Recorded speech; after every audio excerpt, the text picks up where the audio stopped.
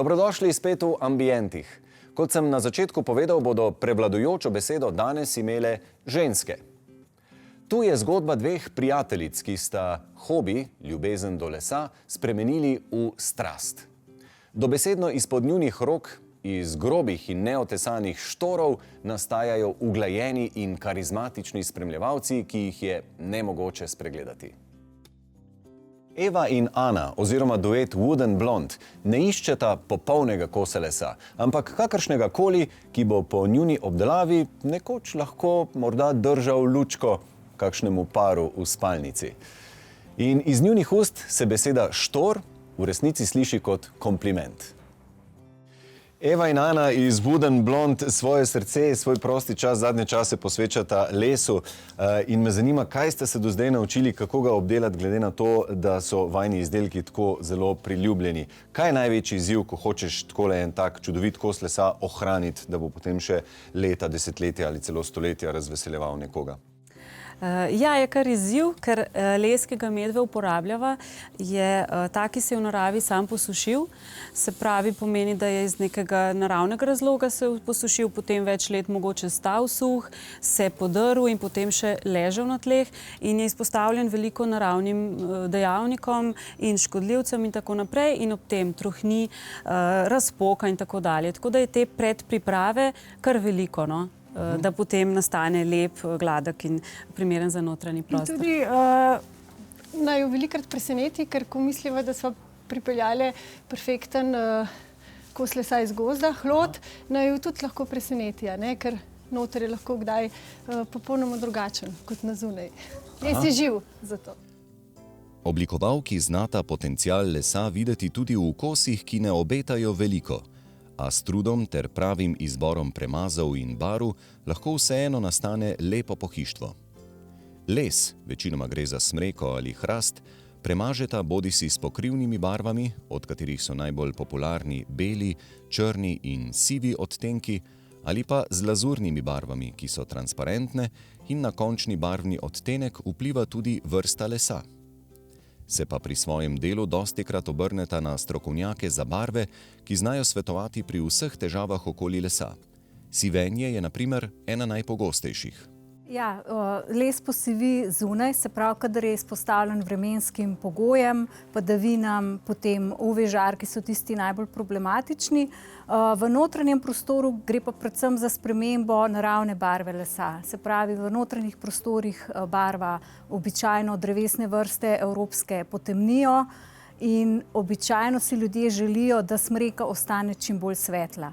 Je pa primerna uporaba vodnih premazov za znotraj, zato ker nimajo neprijetnega vonja po topilih, hitro se posušijo, lahko naredimo v enem dnevu več slojev in delo hitro tudi zaključimo. So pa tudi primerni za premazovanje otroškega pohištva in pa otroških igrač. Bela barva je meni strašno zanimiva in v kombinaciji s to naravno rjavo, svetlo rjavo barvo čudovito izpade, ampak bela barva zna biti problematična pri lesu, ne?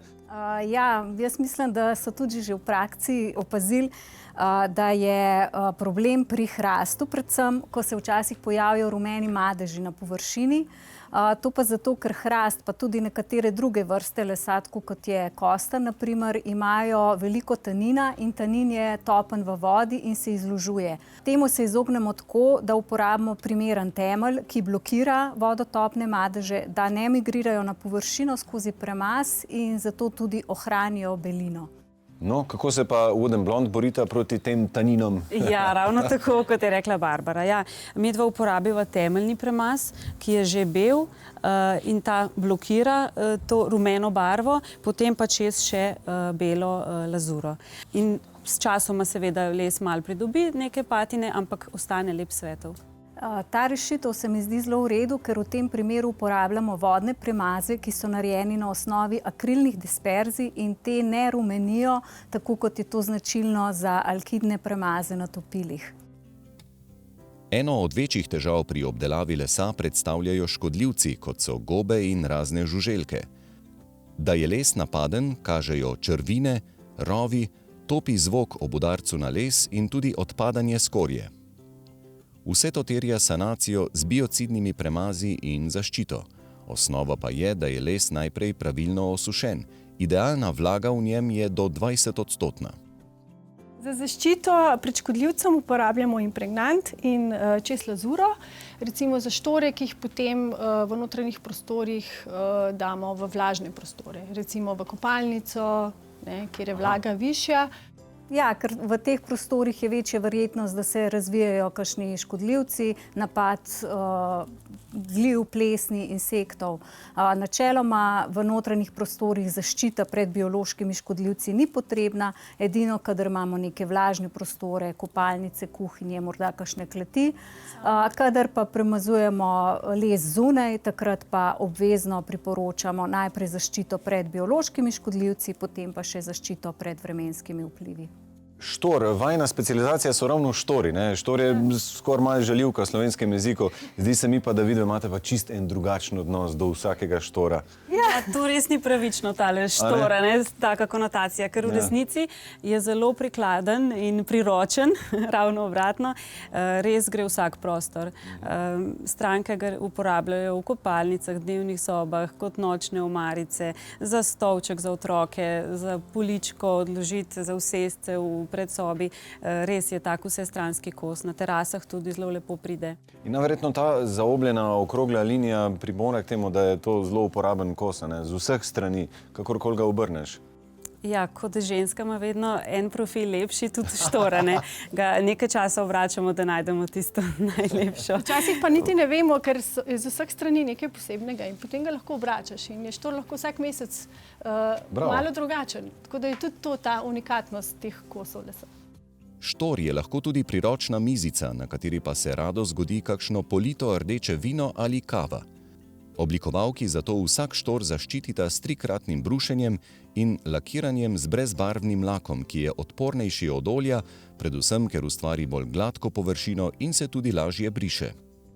A vaju kdaj prime, da preštejeta letnice in da vesta, s kakšno častitljivo starostjo imata opravka? Pa staviva.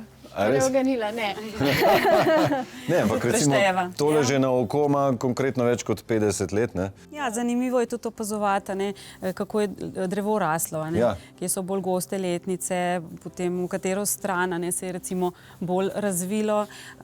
Tako da praviva, da je ta površina kar taka terapevtska, tudi zelo prijetna je za božanje. Vsaka posebej in tudi same letnice potem, oziroma vzorec vsakega štora in mizice, ki ga pogledate, res te povleče vase in je tako meditativen. Res bi bilo škoda, Barbara, les zavreči, ga prehitro skuriti. Toliko možnosti nam ponuja, da ga lahko ponovno uporabimo.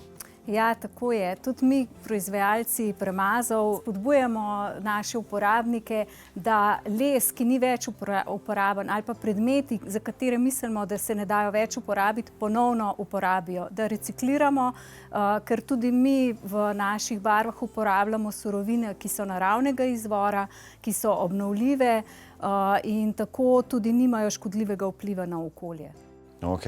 Najlepša hvala vsem za tale čudovit pogovor in jaz predlagam, da gremo na eno skupinsko terapijo z božanjem teh štorov.